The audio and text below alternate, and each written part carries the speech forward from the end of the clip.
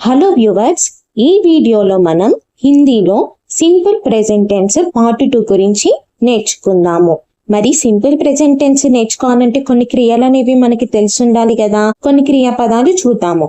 చల్నా అంటే నడుచుట, to walk, బతానా చెప్పుట, to tell, నాచనా నాట్యం చేయుట, టు డాన్స్, పూచ్నా అడుగుట, టు ఆస్క్. ఇప్పుడు 4 క్రియాపదాలు అనేవి మనం తెలుసుకున్నాం కదా. ఇప్పుడు రూల్ 2 గురించి తెలుసుకుందాము. రూల్ 2 అంటే ఏంటిదంటే తుమ్ ప్లస్ వర్బ్ ప్లస్ తే ఆబ్లిక్ తి ప్లస్ హో. అంటే ఏంటిదంటే దీని అర్థం తుమ్ వచ్చినప్పుడు వెర్బ్ కి చివర తే గాని తి గాని వస్తుంది.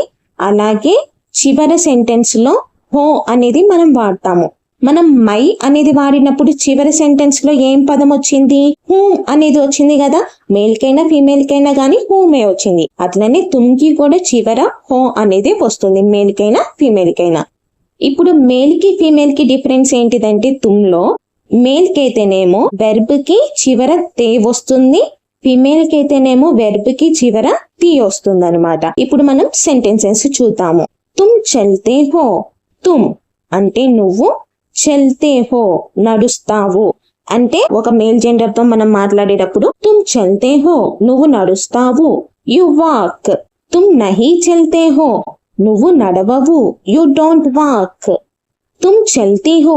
ఇక్కడ చూడండి, మనం వెర్బ్ కి చివర తి అనేది యూజ్ చేసాం కదా. అంటే ఇది మనం ఒక అమ్మాయితో చెప్తున్నట్టు అనమాట. అంటే ఒక ఫీమేల్ జెండర్ తోటి చెప్పేటప్పుడు మనము తుమ్ చల్తీ హో అనేది మనం వాడతాము. తుమ్ చల్తీ హో నువ్వు నడుస్తావు. You walk. తుమ్ నహీ చల్తీ హో నువ్వు నడవవు. You don't walk. నహీ అనేది ఎప్పుడు వస్తుందంటే ఒక పని అనేది లేదు అని చెప్పేటప్పుడు మనం నహీ అనేది యూజ్ చేస్తాం అన్నమాట. అంటే ఆ పని జరగట్లేదు అని చెప్పేటప్పుడు మనం నహీ అనేది యూజ్ చేస్తాము. తుమ్ బతాతే హో. బతానా అంటే చెప్పుట. తుమ్ బతాతే హో. ఇక్కడ చూడండి, వెర్బ్ కి చివర తే వచ్చింది కదా. ఇది ఎవరికి చెప్తున్నట్టు? మేల్ జెండర్ కి చెప్తున్నట్టు. తుమ్ బతాతే హో నువ్వు చెబుతావు. You tell. తుమ్ నహీ బతాతే హో నువ్వు చెప్పవు. You don't tell. తుమ్ బతాతీ హో. ఇక్కడ మనం బతాతి అంటున్నాం, అంటే ఎవరికి చెప్తున్నట్టు? ఫీమేల్ జెండర్ కి చెప్తున్నట్టు. ఇలా మీ మనసులో మీరే మాట్లాడుకుంటూ ఉంటుంటే ఓకే, ఇది మేల్ కి చెప్తున్నట్టు, ఇది ఫీమేల్ కి చెప్తున్నట్టు అని చెప్పేసి మీరు మాట్లాడుకుంటూ ఉంటుంటే మీకు ఈజీగా హిందీ అనేది వస్తుంది. తుమ్ బతాతీ హో నువ్వు చెప్తావు. You tell. తుమ్ నహీ బతాతీ హో నువ్వు చెప్పవు. You don't tell. తుమ్ నాచ్తే హో. నాచనా అంటే నాట్యం చేయుట. అంటే మనం ఇంగ్లీష్ లో ఏమంటాము? డాన్స్ చేయడం అని చెప్పేసి అంటాం కదా, అట్లా అన్నమాట. తుమ్ నాచ్తే హో నువ్వు నాట్యం చేస్తావు. You dance.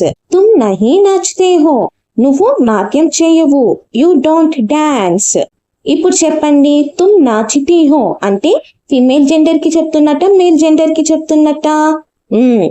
తి అనేది వెర్బ్ కి చివర వచ్చిందంటే అది ఫీమేల్ జెండర్ కి చెప్తున్నట్టు. అలాగే తే అనేది వెర్బ్ చివర వచ్చిందంటే అది మేల్ జెండర్ కి చెప్తున్నట్టు. ఇది మైండ్ లో బాగా ఫిక్స్ అయిపోవాలి మీకు. తుమ్ నాచితీ హో నువ్వు నాట్యం చేస్తావు. You dance. తుమ్ నహీ నాచ్తీ హో నువ్వు నాట్యం చేయవు. You don't dance. తుమ్ పూచ్తే హో. పూచ్నా అంటే అడుగుట. తుమ్ పూచ్తే హో నువ్వు అడుగుతావు. You ask. తుమ్ నహీ పూచ్తే హో నువ్వు అడగవు. You don't ask.